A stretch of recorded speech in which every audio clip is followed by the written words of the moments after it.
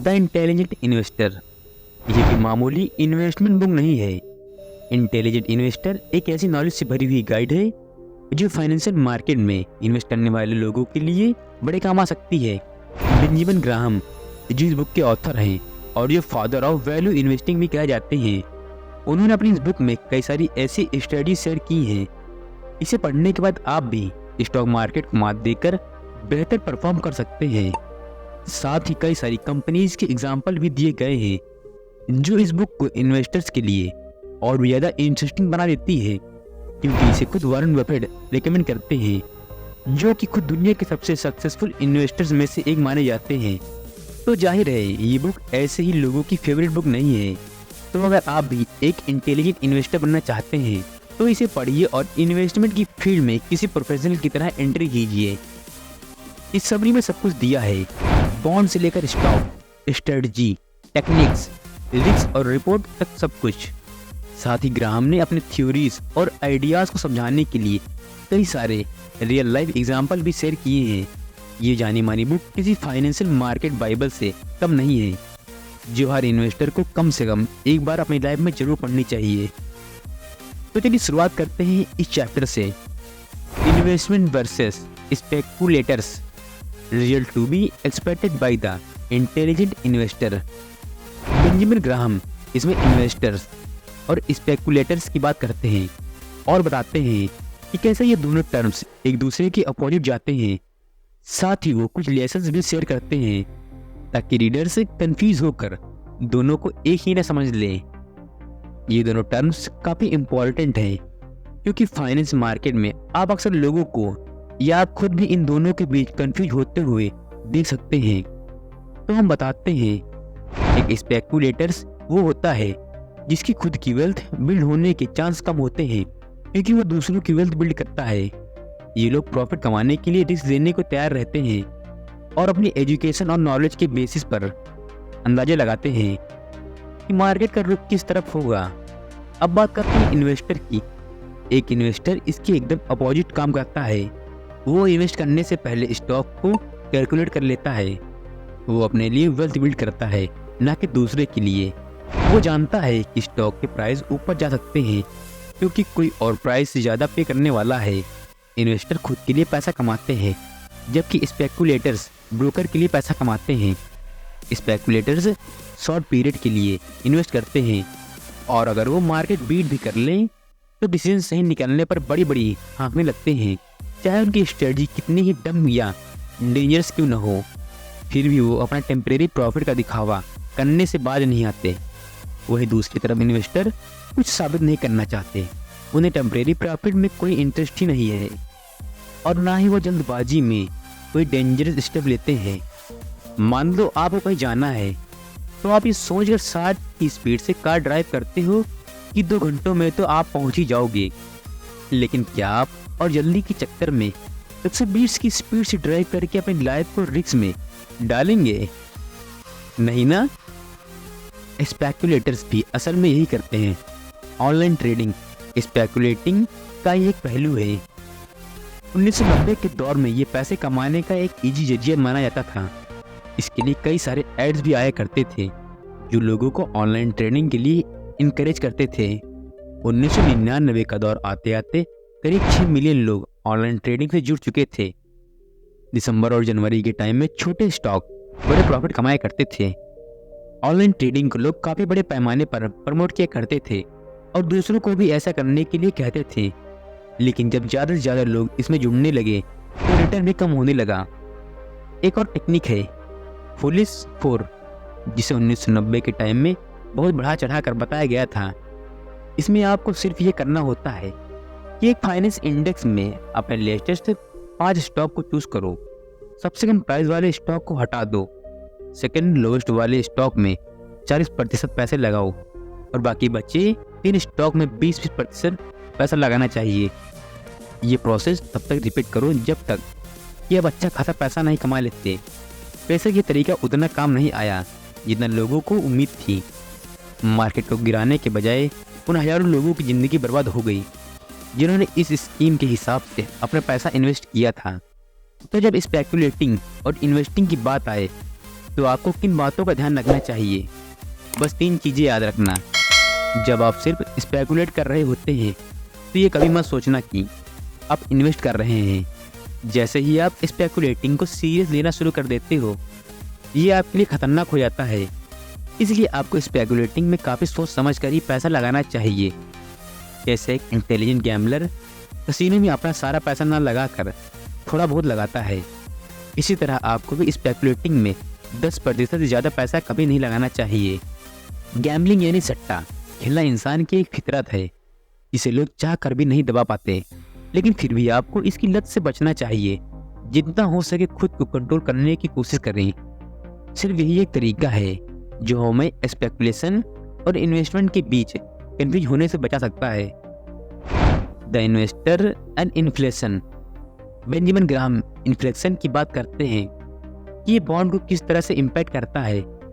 साथ ही वो स्टॉक और बॉन्ड के बीच इन्वेस्टिंग में फ़र्क भी समझाते हैं, और ये भी कि दोनों के फायदे और नुकसान क्या हैं। डॉलर की वैल्यू कम हो रही है। जो चीज़ आज से 50 साल पहले 1 सेंट में ले सकते थे, वो आज आपको $5 से कम नहीं मिलेगी। जिनकी इनकम फिक्स है, उन्हें इस इन्फ्लेशन की वजह से काफ़ी प्रॉब्लम फेस करनी पड़ती है। मान लो आज आप $2 में ब्रेड लेते हो और आप $5000 कमाते हो, जो कि आपकी फिक्स्ड इनकम है और आगे बढ़ने वाली नहीं है। अब जैसा कि हमने कहा, डॉलर की वैल्यू घटती जा रही है, तो आज जो ब्रेड $2 की है, वही कल 3, 4 या 5 की भी हो सकती है। लेकिन आपकी इनकम तो वही रहेगी ना। तो आपको आगे चलकर महंगाई की मार झेलनी पड़ सकती है। इसलिए बेटर है कि स्टॉक्स में इन्वेस्ट किया जाए। ये बॉन्ड्स में इन्वेस्ट करने से बेहतर होता है।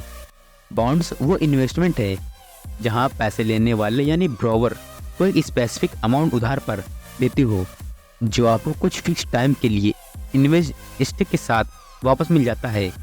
अब क्योंकि डॉलर की वैल्यू नीचे जा रही है, तो इसका मतलब आप भी तो नुकसान की तरफ जा रहे हो, है ना। तो नतीजन कुछ फाइनेंशियल अथॉरिटीज़ ऐसे पोर्टफोलियो एडवाइस करते हैं जहाँ पे 100% स्टॉक हो और बॉन्ड ना हो। पर क्या ये सही डिसीजन होगा? सबसे पहले तो इन्फ्लेशन पर ध्यान दो और ये देखो कि डॉलर की वैल्यू कैसे कम हो रही है, क्योंकि इन्वेस्टर्स के लिए ये ज़्यादा लॉजिकल रीजनेबल रहेगा कि फ्यूचर इन्फ्लेशन रेट के हिसाब से अपन डिसीजन लें। हालांकि स्ट्रेटजीज के हिसाब से डॉलर की गिरती वैल्यू आपको स्टॉक्स की तरफ खींच सकती है, और जब प्राइस कम होते हैं तो स्टॉक्स के रिटर्न बेहद खराब रहते हैं। ये एक चौंकाने वाला फैक्ट है। तो आपका प्लान ऑफ एक्शन क्या होना चाहिए? रीट्स और tips. रीट्स real estate investment trust होते हैं, यानी कि वो कंपनी जो प्रॉपर्टी से रेंट कलेक्ट करती है। इन्फ्लेशन के टाइम पर ये कंपनी अच्छा परफॉर्म करती है। टिप्स यानी ट्रेजरी इन्फ्लेशन प्रोटेक्टेड सिक्योरिटीज़। जब इन्फ्लेशन आती है तो इनकी वैल्यू ऑटोमेटिकली ऊपर चली जाती है और इसमें जरा भी रिस्क शामिल नहीं है। एक इंटेलिजेंट इन्वेस्टर के तौर पर आपसे उम्मीद की जाती है कि आप सोच समझ कर और लॉजिकल डिसीजन लेंगे जो सिर्फ पास्ट एक्सपीरियंस पर बेस्ड ना हो। लोग दावा करते हैं कि स्टॉक्स पहले से ही बॉन्ड से ज़्यादा पॉपुलर है, लेकिन ये डेटा जिस अमाउंट पर बेस्ड है वो 7 स्टॉक से भी कम का है। इसी बीच 1800 के दशक में 300 से भी ज़्यादा कंपनियां दिवालिया हो गई थी, और जेपी मॉर्गन जैसी कंपनियां किसी तरह सर्वाइव करती आई हैं। ये बड़ी हैरत की बात है। सच तो ये है कि हर बार सर्वाइव करने के लिए भी उन्हें कई बार फाइनेंशियल नुकसान झेलने पड़े हैं। तो आखिर हम क्यों उम्मीद करें कि स्टॉक के फ्यूचर रिटर्न हमें पास्ट जैसे मिलने चाहिए? और अगर हर स्टॉक इन्वेस्टर इसी तरीके से सोचता रहा तो क्या स्टॉक्स ओवर प्राइस नहीं हो जाएंगे? अगर आपको ये चीज़ समझ नहीं आई तो इसे कुछ इस तरीके से समझो। माइकल जॉर्डन अपने टाइम के बेहतरीन बास्केटबॉल प्लेयर्स में से एक थे। शिकागो बुल्स ने उन्हें एक साथ $34 मिलियन पे किया था और वो डिजर्व भी करते थे।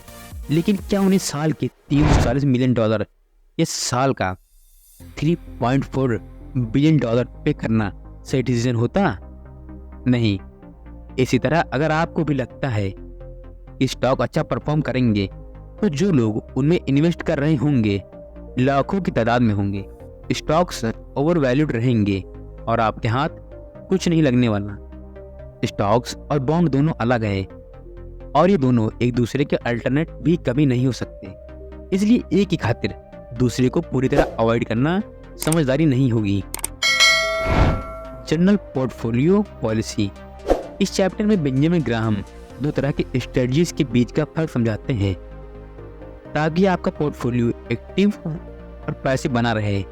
वो ये भी डिस्क्राइब करते हैं कि अगर कोई बॉन्ड में इन्वेस्ट कर रहा है तो उसे स्टॉक में कैसे इन्वेस्ट करना चाहिए और कैसे स्ट्रेटजी बनानी चाहिए।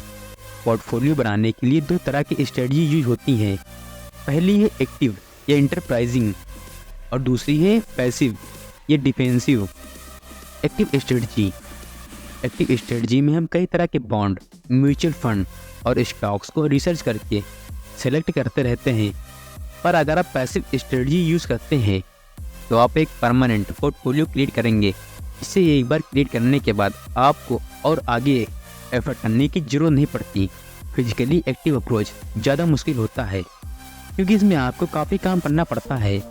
इमोशनली डिफेंसिव स्ट्रेटजी काफ़ी डिमांडिंग हो सकती है क्योंकि इसमें काफ़ी तरह के उतार चढ़ाव फेस करने पड़ सकते हैं। अगर आप डिफेंसिव इन्वेस्टर बनना चूज़ करते हैं तो सबसे पहले ये डिसाइड कर लो कि आपकी इन्वेस्टमेंट का कितना परसेंट स्टॉक में जाएगा और कितना बॉन्ड में। पर इसे करने का एक इफेक्टिव तरीका है अपनी एज को 100 से माइनस कर लो। जो बचता है उतने परसेंट स्टॉक में रखो, बाकी बॉन्ड में। आप शायद सोच रहे होंगे कि इसका अपनी एज से क्या लेना देना है। वैसे आपने अच्छा सवाल पूछा। एक 80 साल का आदमी जिसे अच्छी पेंशन मिल रही है, उसके पास एक अच्छा घर है, बच्चे हैं जो उसका ध्यान रखते हैं, तो ऐसा आदमी अगर अपना सारा पैसा बॉन्ड में लगाएगा तो ये उसकी बेवकूफ़ी होगी। वहीं दूसरी तरफ एक 25 साल का यंग आदमी जो अपनी शादी और घर की डाउन पेमेंट के लिए सेविंग कर रहा है, वो इस तरह का रिस्क ले ही नहीं सकता क्योंकि अगर स्टॉक मार्केट में कोई भी उछल पुथल हुई तो उसका सारा पैसा डूब जाएगा। तो बात यह है कि इन्वेस्टमेंट करने से पहले अपनी करंट सिचुएशन पर भी गौर करना जरूरी है। आपकी फाइनेंशियल कंडीशन और जिम्मेदारियां डिसाइड करेंगी कि आपको अपना पैसा कहाँ लगाना चाहिए। क्या आप सिंगल हैं? आपका पार्टनर क्या करता है? क्या आपके बच्चे हैं? क्या आपको कोई खानदानी पैसा मिलने की उम्मीद है? आप इन्वेस्टमेंट में ज़्यादा से ज़्यादा कितने तक नुकसान बर्दाश्त कर सकते हैं? ये ऐसे इम्पोर्टेंट सवाल हैं जो आपको इन्वेस्टमेंट का रिस्क लेने से पहले एक बार खुद से पूछ लेने चाहिए। तो अगर आप भी कम उम्र के हैं फिर भी रिस्क लेने से घबराते हैं तो आपको बॉन्ड में इन्वेस्ट करना चाहिए। लेकिन बॉन्ड एक तरह के नहीं होते, तो क्या ये टैक्सेबल होने चाहिए या टैक्स फ्री? शॉर्ट टर्म या लॉन्ग टर्म, बॉन्ड या बॉन्ड फंड? तो जवाब है कि सिर्फ टैक्स फ्री बॉन्ड खरीदना ही सही रहेगा। टैक्सेबल बॉन्ड खरीदने से आपकी मेहनत की कमाई गवर्नमेंट के हाथों में चली जाएगी।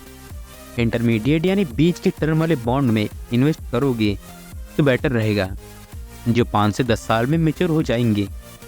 लेकिन शॉर्ट टर्म बॉन्ड में इन्वेस्ट कभी मत करना। और बॉन्ड फंड या कई सारे बॉन्ड का एक करेक्शन ज़्यादा बेटर ऑप्शन है। ये सस्ते और डाइवर्स होते हैं। 2000 से 2002 के दौरान मार्केट में बड़ा क्रैश देखने को मिला, जिसकी वजह से इन्वेस्टर्स को यकीन हो चला था कि स्टॉक मार्केट बेहद रिस्की है। लेकिन अब क्योंकि लोगों ने पहले की तरह इन्वेस्टिंग करनी कम कर दी थी तो रिस्क फैक्टर भी कम हो गया। तो अगर आप स्टॉक ज़्यादा प्रेफर करते हो तो आप कौन सा स्टॉक लेना पसंद करोगे? पीटर लीच, जो कि एक फेमस म्यूचुअल फंड इन्वेस्टर हैं, बाय व्हाट यू नो, यानी आप जिसके बारे में जानते हैं वो खरीदते हैं, कि कॉन्सेप्ट पर जोर देते हैं। वो इन्वेस्टर्स को ये मैसेज देना चाहते हैं कि उन्हें कॉमन नॉलेज की बेस पर स्टॉक डिसीजन लेने चाहिए। जैसे मान लो आपको कभी कोई बढ़िया रेस्टोरेंट मिल गया या एक अच्छा जींस का ब्रांड या कोई अच्छा टूथपेस्ट मिला, तो आप ऐसी कंपनीज के स्टॉक में इन्वेस्ट कर सकते हो। वैसे ये आइडिया भी एक हद तक सही है। कई सारे इन्वेस्टर्स इसलिए भी मार्केट को बीट कर पाए क्योंकि उन्होंने उन्हीं चीज़ों में इन्वेस्ट किया था जिसके बारे में वो अच्छे से जानते थे। लेकिन लीज का रूल तभी काम करेगा जब आप इसे इसके रिजल्ट के साथ फॉलो कर पाएंगे। यानी एक प्रॉमिसिंग कंपनी ढूंढना तो पहला स्टेप है, दूसरा स्टेप है रिसर्च करना। बदकिस्मती से कई सारे स्टॉक खरीदने वाले लोग सेकंड पार्ट के बारे में भूल जाते हैं। एक अमेरिकन सिंगर बारबरा स्ट्रेइसैंड का कहना था कि वो रोज़ स्टारबक्स जाया करती थी और रोज़ स्टॉक्स खरीदती थी लेकिन वो बेचारी उसके फाइनेंशियल स्टेटमेंट देखना भूल गई। कई लोग Amazon.com में भी इन्वेस्ट करते हैं क्योंकि वो इस साइट को बहुत ज़्यादा विजिट करते हैं, हालांकि उन्हें इसकी रिपोर्ट कोई नॉलेज नहीं होती। जिस चीज़ के बारे में आप पता है उसे खरीदना एक अच्छी स्ट्रेटजी है, लेकिन तभी जब आप फाइनेंशियल स्टेटमेंट देखने का कष्ट खाते हैं। इसलिए टेक्निकल एज होना इम्पोर्टेंट है और हमेशा फैक्ट्स के बेसिस पर logical decision low. Portfolio policy for the enterprising investor, negative approach. Graham risky bond के बारे में बात करते हैं जिनसे एक इन्वेस्टर को बच के रहना चाहिए। साथ ही IPO के बारे में डिटेल से बताते हैं, उनमें इन्वेस्ट करने की स्ट्रेटजी पर भी बात करते हैं। लास्ट में ग्राहम ये भी डिटेल से समझाने की कोशिश करते हैं कि मार्केट प्रेडिक्ट करना बेस्ट टेक्निक क्यों नहीं मानी जाती। हाई यील्ड बॉन्ड ऐसे बॉन्ड होते हैं जिन्हें ऑफर करने वाली कंपनी की लो क्रेडिट रेटिंग होती है। अब इसका क्या मतलब है?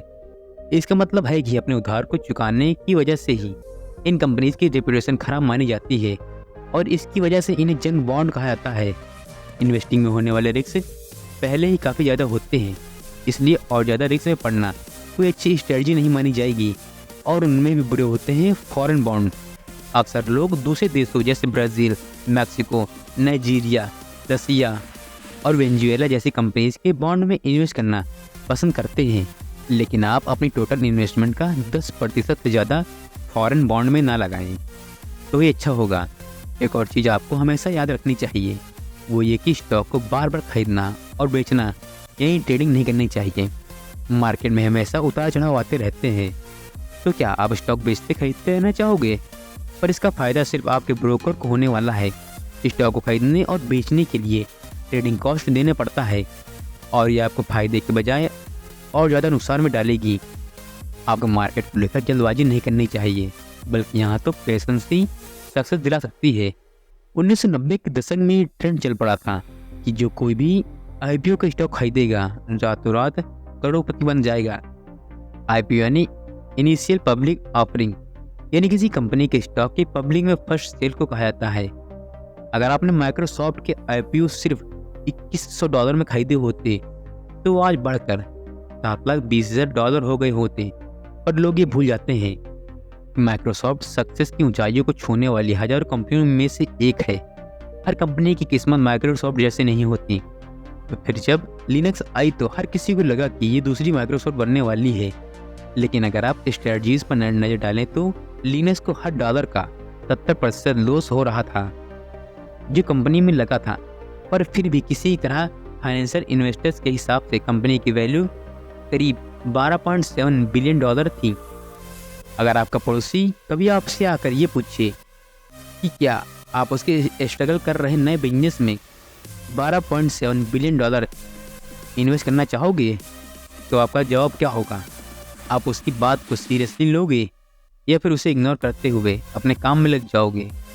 आप इग्नोर ही करना चाहोगे, क्योंकि कोई भी किसी के नए बिजनेस के लिए इतना बड़ा रिस्क क्यों लेगा भला? तो IPO भी हर कंपनी के लिए बेस्ट बेट नहीं होती है।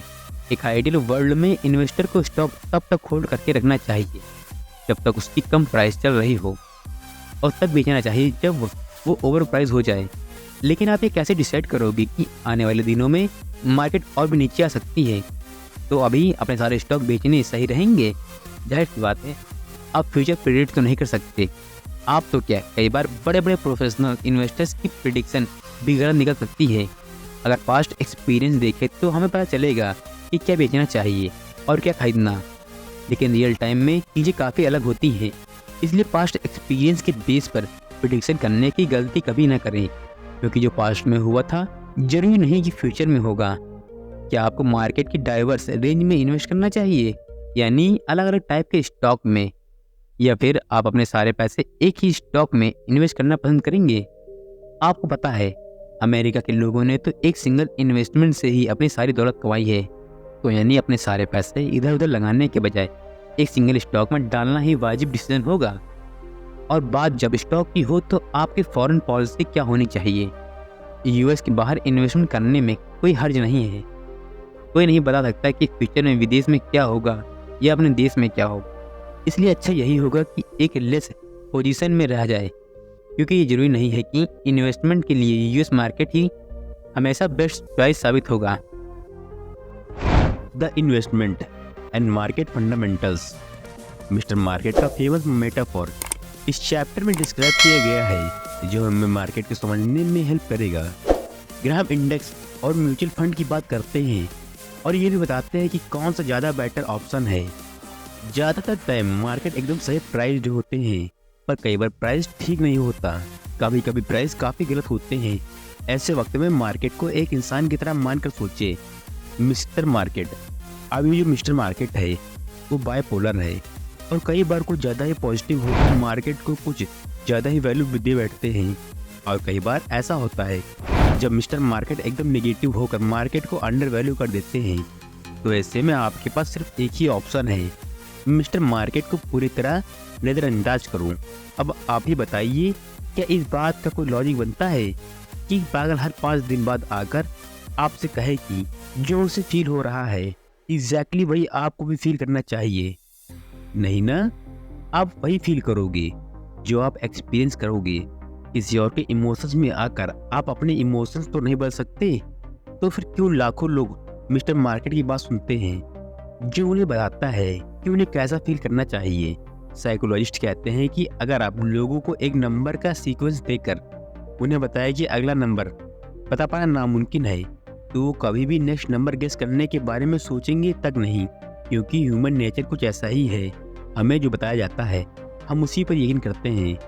इन्वेस्टर्स ये सोचकर किसी ग्रो करने वाले फंड में इन्वेस्ट करते हैं कि वो आगे भी ग्रो करते रहेंगे। साइकोलॉजिस्ट का यह मानना है कि इंसान ये समझता है कि शॉर्ट टर्म से हम लॉन्ग टर्म का रिजल्ट भी प्रिडिक्ट कर सकते हैं। हमें लगता है कि सिर्फ कुछ ही बेसबॉल प्लेयर से होम रन हिट कर सकते हैं, सारे नहीं, और सिर्फ कुछ ही स्टूडेंट्स अच्छे ग्रेड ला सकते हैं, सारे नहीं। लेकिन बदकिस्मती से ये स्ट्रेटजी फाइनेंशियल मार्केट में बिल्कुल भी काम नहीं करती। 2 तरह के फंड्स होते हैं जिनमें हम इन्वेस्ट करते हैं। Number 1 mutual fund, number 2 index fund. Mutual fund 1924 में इंट्रोड्यूस हुए थे। इन्हें प्रोफेशनली मैनेज किया जाता है कि चीप और मैनेज करने में आसान होते हैं। वहीं दूसरी तरफ इंडेक्स फंड अलग अलग स्टॉक्स का पोर्टफोलियो होता है जो किसी फाइनेंशियल मार्केट इंडेक्स जैसे कि S&P और नास्डक की परफॉर्मेंस के हिसाब से रिजल्ट दिखाता है। इंडेक्स फंड म्यूचुअल फंड से ज़्यादा अच्छा रिजल्ट देने के लिए जाने जाते हैं, बस इसमें एक कमी है, इंडेक्स फंड बोरिंग होते हैं। ये मार्केट के परफॉर्मेंस के हिसाब से बने होते हैं, इसलिए ये कभी भी मार्केट को बीट नहीं कर पाते। कई सारे और फंड भी हैं जो इंडेक्स को भी बीट करते हैं। तो आखिर इनकी क्वालिफिकेशन क्या होती है? इनके मैनेजर्स कंपनी के सबसे बड़े शेयर होल्डर्स होते हैं। अगर मैनेजर को अपनी कंपनी पर भरोसा होगा तभी वो कंपनी के शेयर को खरीदेंगे। ये एक तरह के ट्रस्ट की बात है। दूसरी चीज़, ये चीप होते हैं। कोई भी फंड अगर ओवर प्राइस हुआ तो मार्केट को बीट कैसे कर पाएगा? तीसरी बात, ये नए इन्वेस्टर्स को इन्वेस्ट करने के लिए इनवाइट नहीं करते, बल्कि अपने शेयर होल्डर्स को और ज़्यादा इन्वेस्ट करने के लिए इनकरेज करते हैं। और लास्ट में, ये लोग एडवर्टाइजमेंट नहीं करते। आखिर कोई क्यों शेयर्स की एडवर्टाइजिंग करके सबको सीक्रेट बताएगा जब तक कि शेयर्स ओवर प्राइस ना हो जाए। The investors and his advisers. इस चैप्टर में ग्राहम इस बात की चर्चा करते हैं कि कुछ इन्वेस्टर्स को प्रोफेशनल एडवाइजर्स की जरूरत पड़ती है, तो इसलिए ये पता होना चाहिए कि कहीं आपको भी प्रोफेशनल की जरूरत तो नहीं है। वो आगे हमें डिटेल भी देते हैं कि इन्वेस्टर्स को अपना सारा पैसा लगाने के लिए किस तरह की कंपनी देखनी चाहिए। कुछ लोग इन्वेस्टमेंट डिसीजन अकेले लेना बंद करते हैं, वो खुद अपने स्टॉक पिक करते हैं, जो भी रिसर्च करनी हो वो खुद करते हैं और खुद ही इन्वेस्ट कर लेते हैं। लेकिन हर बार किसी के पास एक जैसे एक्सपीरियंस और समझने की या जज करने की एबिलिटी नहीं होती। तो ऐसे में हमें एक प्रोफेशनल की जरूरत पड़ती है जो हमें बता सके कि कहाँ और कब इन्वेस्ट करना है। तो आपको ये कैसे पता चलेगा कि आपको एक प्रोफेशनल की ज़रूरत है? तो हम बताते हैं, आपको ये 4 चीज़ें देखनी चाहिए। बड़े नुकसान, बिगड़ा हुआ बजट, अनऑर्गेनाइज्ड पोर्टफोलियो और बड़े बड़े बदलाव। अगर आप उनमें से हैं जो खुद इन्वेस्ट करना पसंद करते हैं और फिर हमेशा नुकसान झेलते हैं, तो आपको प्रोफेशनल लोगों की सख्त ज़रूरत है। अगर आपको फाइनेंशियल मैटर में काफ़ी दिक्कत आ रही है या आपके खर्चे का बजट फेल हो जाता है, तो भी आपको प्रोफेशनल की हेल्प लेनी चाहिए। एक अनऑर्गेनाइज्ड पोर्टफोलियो एक और निशानी है अगर आपके पोर्टफोलियो में कई तरह के स्टॉक हैं, जैसे कि आपने ये सोचकर 39 अलग तरह के इंटरनेट स्टॉक ले रखे हैं कि टेक्नोलॉजी आपको प्रॉफिटेबल लगती है, तो भी आपको एक प्रोफेशनल गाइड की ज़रूरत है। लास्ट में अगर आप अपनी लाइफ में किसी मेजर चेंज से गुजर रहे हैं, जैसे रिटायरमेंट प्लान सेट करना या बच्चों को कॉलेज भेजना, तो भी आपको प्रोफेशनल की हेल्प लेनी चाहिए। किसी ऐसे प्रोफेशनल को ढूंढो जिस पर आप आग मूंद कर भरोसा कर सको। जब आपको उन पर पूरा भरोसा होगा, तभी आप अपना सारा पैसा उनके हाथ में दे पाओगे। एक बार अगर आपको कोई ऐसा मिल जाए, तो ये भी पता कर लेना वो अपने काम में कैसे हैं। आप उनके साथियों से आप उनके बारे में पूछताछ कर सकते हो। आपको ये भी पता करना चाहिए कि जिस इंसान पर आप भरोसा कर रहे हो, क्या वो इतने एक्सपर्ट हैं कि आपकी हेल्प कर सके, और ये भी देखना कि वो वाकई में आपके काम आ सकते हैं या नहीं। उनसे अच्छी तरह से सवाल जवाब करने के बाद ही आप उन्हें बेहतर जान पाओगे। लेकिन आप ये कैसे डिसाइड करोगे कि स्टॉक में आपको कितना पैसा लगाना चाहिए? तो आपको यहाँ कंपनी की लॉन्ग टर्म की पॉसिबिलिटी देखनी चाहिए। कम से कम 5 सालों की रिपोर्ट चेक करो और पता लगाओ कि कंपनी आगे चलेगी भी या नहीं। दूसरी चीज़, आपको ये भी पता होना चाहिए कि कंपनी कैसे मैनेज होती है। मैनेजर्स को इकोनॉमी को दोष देने के बजाय अपनी गलतियों और फेलियर्स को स्वीकार करना चाहिए। साथ ही आपको कंपनी की फाइनेंशियल ताकत, यानी वो कितनी फाइनेंशियली स्ट्रांग है, ये पता होना चाहिए। इसका मतलब ये है कि आपको ये चीज़ पक्का करना है कि कंपनी जितना यूज़ करती है उससे ज़्यादा कैश प्रोड्यूस करे। कंपनी ऐसी पोजीशन में कभी न रहे कि जहाँ इस पर बड़ी बड़ी लाइबिलिटी और देनदारी हो, और ये अपने खर्चे भी न उठा सके, क्योंकि आपको एक ऐसी कंपनी चाहिए जो प्रॉफिट पर चलती हो। Things to consider about per share earnings. Graham short term organize की बात करते हैं और बताते हैं कि ये कैसे हमारे लिए बेहद धोखेबाज साबित हो सकते हैं। वो आगे ऐसी 4 कंपनी के एग्जाम्पल भी देते हैं जो हमें ये समझाने में हेल्प करेंगी कि शॉर्ट टर्म रिपोर्ट क्या कर सकती है। यहाँ आपके लिए ऐसी 2 सलाह है जो आपको कभी नहीं भूलनी चाहिए। नंबर 1, सिंगल ईयर की अर्निंग को ज़्यादा सीरियसली मत लो। नंबर 2, अगर आप शॉर्ट टर्म अर्निंग पर ध्यान देते हो तो पहले ये देख लो कि कहीं कोई जाल या छुपा हुआ रिस्क ना हो। इसका मतलब ये है कि कई सारी कंपनियां इन्वेस्टर्स को धोखे में रखने के लिए अपनी फाइनेंशियल रिपोर्ट के साथ छेड़छाड़ करती हैं। तो इस बात का पता लगाने के 2 तरीके हैं। नंबर 1 है रीड बैकवर्ड्स, यानी आप लास्ट पेज पहले पढ़ो फिर फ्रंट पेज पढ़ो। हो सकता है कंपनी जो इन्वेस्टर से छुपा सकती है वो शायद आपको लास्ट पेज में मिल जाए। Number 2, read the notes. Debit और लोन के बारे में ज़्यादातर इन्फॉर्मेशन फिर नोट्स में ही कहीं छुपी रहती है। अब चलिए उन 4 स्टॉक्स को कंपेयर कर लेते हैं जिनमें मैंने 1999 के दशक में इन्वेस्ट किया था। ये कंपनियां हैं Emerson Electric Corporation, EMC corp और 110 कम्युनिकेशन आदि। इनमें से सबसे महंगे स्टॉक थे इमर्सन इलेक्ट्रिक के, जो बाद में सबसे सस्ते हो गए थे क्योंकि स्टॉक ने अंडर परफॉर्म किया था। लेकिन कंपनी का क्या, ये कंपनी $1 बिलियन का सामान बेचती थी और टाइम के साथ इसकी अर्निंग भी काफ़ी बढ़िया तरीके से बढ़ रही थी। EMC कॉर्प के स्टॉक 1990 के दशक में बेस्ट परफॉर्मिंग स्टॉक हुआ करते थे, जो करीब 81,000% तक बढ़े थे। हालांकि उनका प्रॉफिट 1995 और 1999 के दौरान थोड़ा वो नीचे आया था, पर इसके बावजूद ये एक हाईली प्रॉफिटेबल स्टॉक रहा है। हालांकि इस बात में कोई शक नहीं है कि ये एक एक्स्ट्रा ऑर्डिनरी बिजनेस है और इन्वेस्टर्स के बीच उतना पॉपुलर नहीं है। 110 कम्युनिकेशंस ने भी अच्छी खासी बढ़त दिखाई थी। 1 साल के अंदर ही उसने $10,000 की इन्वेस्टमेंट को $1,10,000 में बदल दिया था। और 1999 में क्या हुआ, ये सारी कंपनियां या तो दिवालिया हो चुकी थी या 1999 में इनके प्राइस काफ़ी डाउन आ चुके थे। अब ये एक्सपेक्ट करने का कारण नहीं है कि जो कंपनी शॉर्ट टर्म में अच्छा परफॉर्म कर चुकी है वो अब आगे भी हमेशा करती रहेंगी। आपको पहले कई सारी कंपनी की फाइनेंशियल रिपोर्ट देखनी चाहिए और ये चेक करना चाहिए कि कंपनी कितने सालों से कंसिस्टेंट रही है। कुल मिलाकर आपको रिपोर्ट में दी गई हर एक लाइन पर गहराई से सोच विचार करना पड़ेगा। Stock selection for the defensive investors. अगर कोई इन्वेस्टर रिस्क नहीं लेना चाहता तो ग्राहम एक्सप्लेन करते हैं कि ऐसे इन्वेस्टर्स को किस टाइप के स्टॉक लेने चाहिए। साथ ही वो ये भी बता रहे हैं कि कंपनीज को किस टाइप के मैनेजर करने चाहिए। इसलिए स्टॉक सिलेक्शन एक ऐसी चीज़ है जो आपको करने की जरूरत नहीं पड़ेगी, खैर इसके बावजूद कुछ इन्वेस्टर्स खुद रिसर्च करना पसंद करते हैं और लास्ट में अपनी चॉइस से ही स्टॉक पिक करते हैं। तो ऐसे लोगों के लिए जो खुद अपने स्टॉक पिक करना चाहेंगे, उन्हें किस टाइप की कंपनी अवॉइड करनी चाहिए? अगर आप रिस्क टेकर नहीं हैं तो ऐसी कंपनी एकदम अवॉइड करो जिनकी वर्थ $2 बिलियन से कम होती है। कंपनी की फाइनेंशियल कंडीशन स्ट्रांग होनी चाहिए और करंट अर्निंग उनकी एबिलिटी से डबल होनी चाहिए, और न सिर्फ अर्निंग अच्छी होनी चाहिए बल्कि कंसिस्टेंट भी रहनी चाहिए, और कंपनी को अपनी अर्निंग कम से कम तो 1/3 इंक्रीज करनी ही चाहिए। एक इन्वेस्टर के तौर पर आपको पी रेशियो या प्राइस अर्निंग रेशियो चेक करने चाहिए। ये एक इंडेक्स है जो करंट प्राइस और अर्निंग के बीच का फ़र्क दिखाता है, तो ये फ़र्क मॉडरेट होना ही चाहिए। पीबी रेशियो भी मॉडरेट होना चाहिए। ये प्राइस अर्निंग रेशियो की तरह ही है, लेकिन साथ ही इसमें एबिलिटी और डेबिट भी आते हैं, और ये 1.5 से ज़्यादा नहीं होना चाहिए।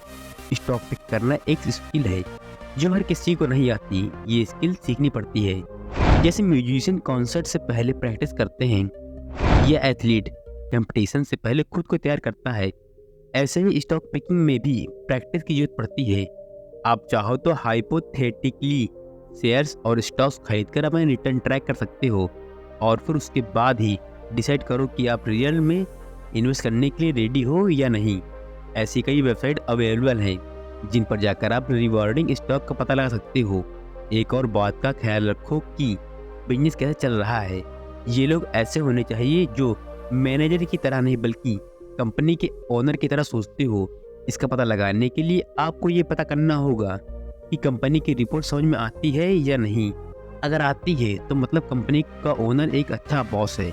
दूसरी चीज़ ये देखो कि कहीं कुछ ऐसा तो नहीं है जो अजीब लगे और जो बार बार हो रहा हो, तो ये समझ जाना कि ये कंपनी इन्वेस्टमेंट के लिए ठीक नहीं है। Convertible issues and warrants. Benjamin Graham convertible bond के बारे में बात करते हुए कहते हैं कि इनमें हमें बॉन्ड और कॉमन स्टॉक्स दोनों के फायदे मिलते हैं। साथ ही एक इन्वेस्टर को इन्वेस्टिंग से पहले 4 की कंपनी के बारे में जानना चाहिए। कन्वर्टेबल बॉन्ड एक तरह का बॉन्ड है जो कुछ कॉमन स्टॉक और इक्विटी शेयर्स में कन्वर्ट किया जा सकता है। आप चाहो तो बॉन्ड अपने पास रखकर उसका इंटरेस्ट लेते रहो या फिर उसे किसी कॉमन स्टॉक के बदले एक्सचेंज कर दो, लेकिन क्योंकि इसी वजह से इसमें इंटरेस्ट रेट भी कम होता है। लेकिन अगर इसे स्टॉक में बदला जाए तो रिटर्न कॉमन स्टॉक से कहीं बेहतर मिलते हैं।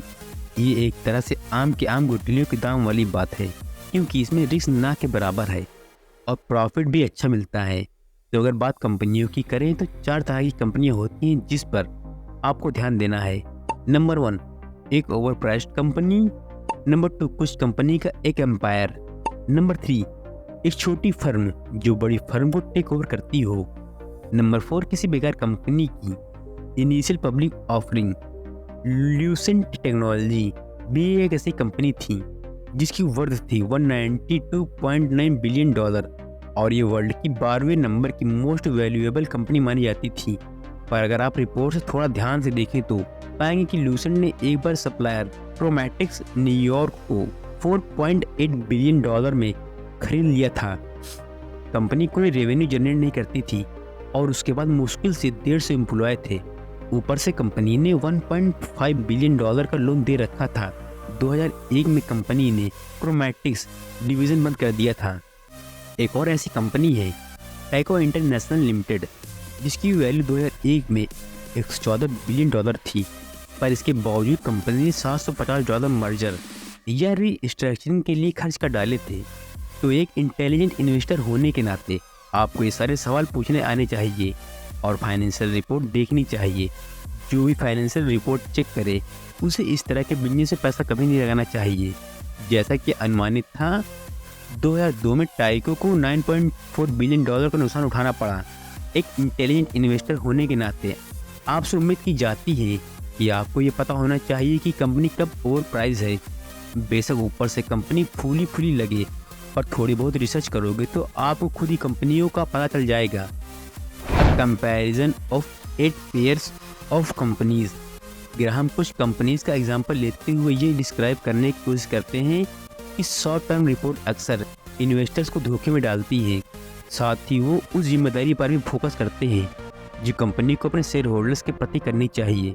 वो डिटेल से बताते हैं कि क्यों किसी कंपनी का शेयर होल्डर होने के नाते ये इम्पोर्टेंट है कि कंपनी आपके साथ ऑनेस्टी से बर्ताव करे।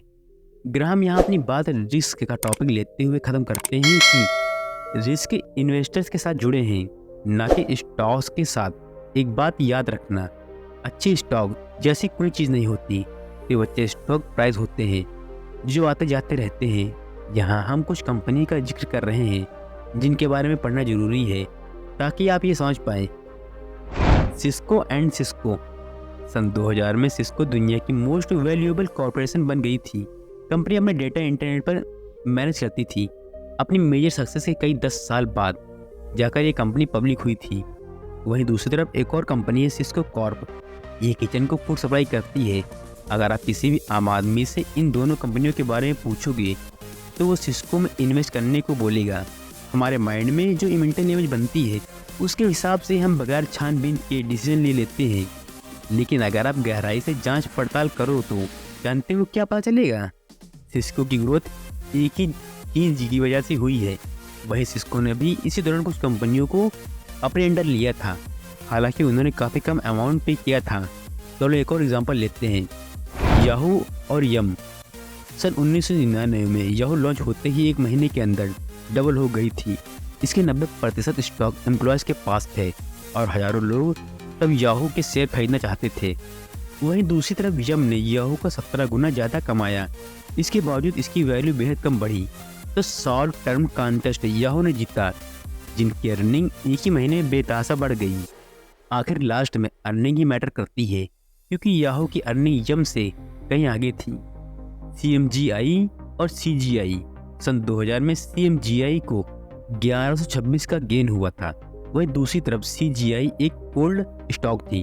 इनकी नेटवर्थ इनकम नीचे गिरती जा रही थी कि अचानक चीज़ें एकदम से रिवर्स गियर में चलने लगी जब इनके स्टॉक में 43% की बढ़ोतरी हुई। Red hat and brown shoes. Red hat Linux software का एक डेवलपर था जिसने शुरुआत में $60 पर शेयर से ऑफर किया और बाद में इसे 275% का प्रॉफिट हुआ।